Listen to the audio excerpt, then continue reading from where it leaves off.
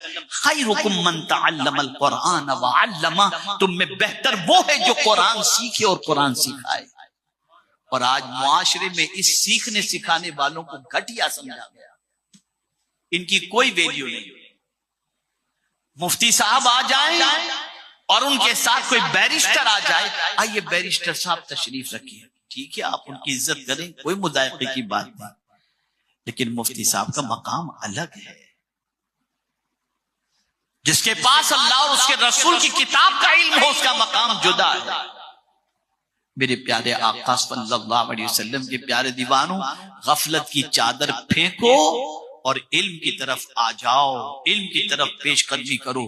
اور یہ بات سن لینا، جو علم حاصل کرنے میں شرماتا ہے وہ شر کا شکار ہو جاتا ہے۔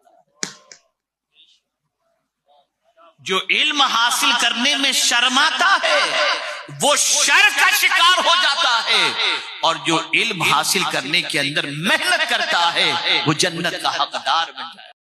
دینی اسکالر کو اب وہ اہمیت نہیں دی جاتی جو دنیاوی اسکالر کو دی جاتی ہے۔ یہ بھی اس قوم کی تباہی کا سب سے بڑا سبب ہے۔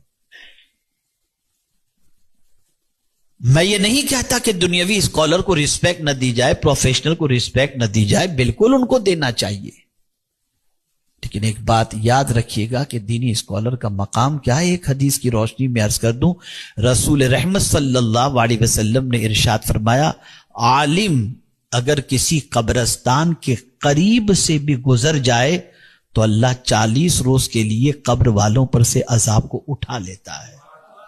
یہ ہے دینی اسکالر کا مقام۔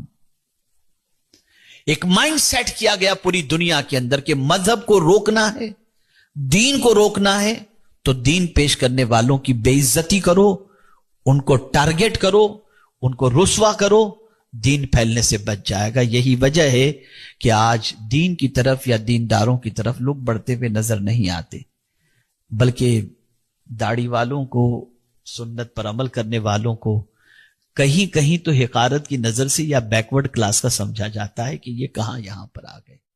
شادی کرو تو اس چیز کا خیال کرو کہ بیوی کے اندر 4 چیزیں دیکھی جاتی ہیں، نسب دیکھا جاتا ہے، حسن دیکھا جاتا ہے، مال دیکھا جاتا ہے اور دین دیکھا جاتا ہے۔ آقا کریم صلی اللہ علیہ وسلم فرماتے ہیں تم لڑکی کے اندر دین دیکھو۔ وجہ کیا ہے؟ اگر دیندار لڑکی ہے تو شوہر کے حقوق کا خیال کرے گی، شوہر کی پریشانی میں ساتھ دے گی، شوہر کا ساتھ چھوڑ کر بھاگے گی نہیں، مصیبتوں میں قدم قدم پر سہارا بنے گی۔